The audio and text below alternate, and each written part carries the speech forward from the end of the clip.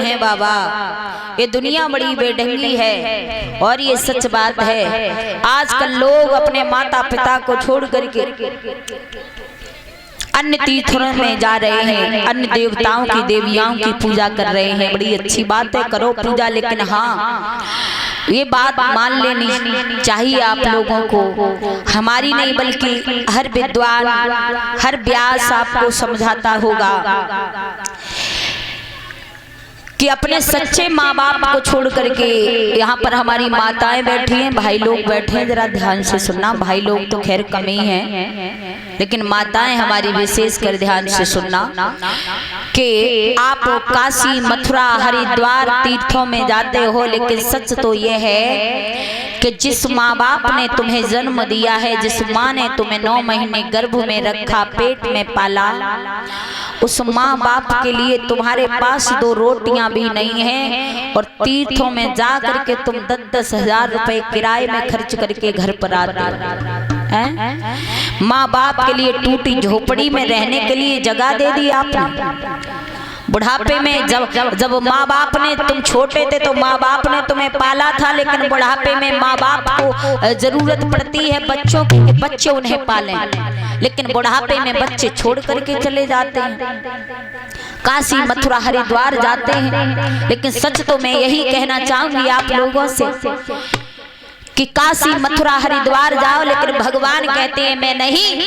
भगवान ये कहते हैं कि जिसने अपने माँ बाप को दुखी किया और जिसके माँ बाप आंसुओं से रो रहे हो, वो मेरे ऊपर चाहे दूध का लोटा चढ़ाए तो दिन और रात चाहे मेरे चरणों में ही गिरा रहे, लेकिन कभी मैं उससे खुश नहीं हो सकता हूँ। और भगवान कहते हैं कि जिसने अपने माँ बाप को खुश कर लिया तो उसकी कोई मेरे ऊपर जरूरत नहीं है दूध का लोटा चढ़ाने की, कोई जरूरत नहीं। अगर माँ बाप खुश हैं तो मैं तो पहले से ही खुश बैठा हूँ उससे। देवी जो मंदिर में बैठी है, आप लोग 9 दिन का उपवास करते हो, देवी के ऊपर जल का लोटा चढ़ाने जाती हो माता? जाती हो या नहीं? रोज आती हो, हम देखते हैं, रोज जल का लोटा चढ़ाने सुबह को आप आती हो देवी मैया के ऊपर। बड़ी अच्छी बात है, चढ़ाना भी चाहिए, पूजा थोड़ी बहुत करनी चाहिए। लेकिन हाँ, देवी मंदिर की आपसे कब खुश होगी मालूम है? देवी माँ कहती है कि आप मेरे ऊपर दूध का लोटा चढ़ाओ, पहले आपके घर में जो आपके बूढ़े सास ससुर हैं उन्हें खुश करो, उन्हें पानी दो, उन्हें भोजन दो, है ना? तो मैं खुश हूँ। और मेरे ऊपर दूध का लोटा चढ़ाओगे, सास ससुर टूटी खटिया में डरे हैं, उन्हें रोटी ना दे, उन्हें पानी ना दे, उन्हें 4 गाली और सुनाओ, तो मंदिर की देवी आपसे कभी प्रसन्न नहीं हो सकती है, चाहे कितना भी कुछ करो। जिसने अपने बूढ़े माँ बाप, अपने सास ससुर को प्रसन्न कर लिया, वो भगवान को भी प्रसन्न कर लेगा। और जिसने भगवान अपने माता पिता को ही स्वयं न प्रसन्न कर पाया, वो उसकी क्या औकात है कि भगवान को प्रसन्न कर पाए। माँ बाप का ऋण भगवान ने भी नहीं चुका पाया, हम और आप तो बहुत छोटी चीज हैं।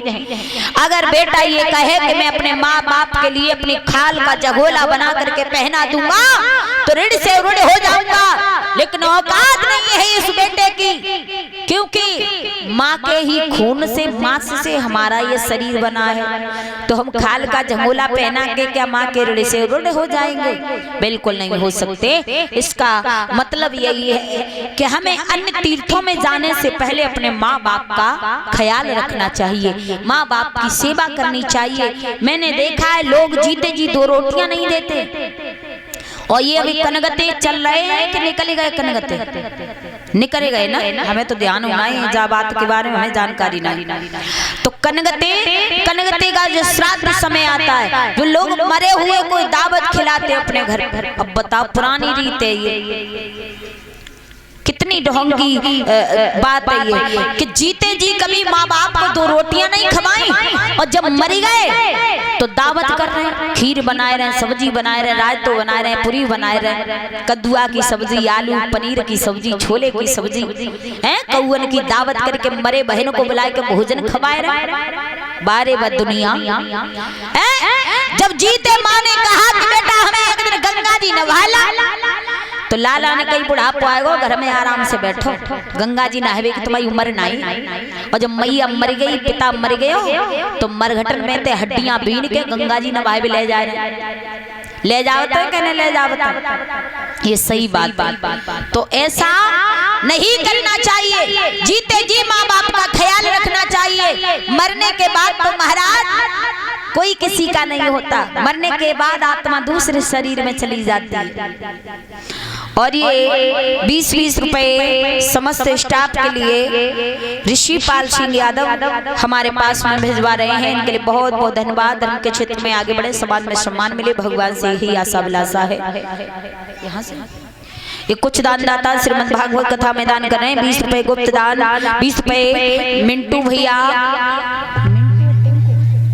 मिंटू और टिंकू भैया तोरा से 1100 रुपए अट्टे वाले बाबा अट्टा तोरा से, और 50 रुपए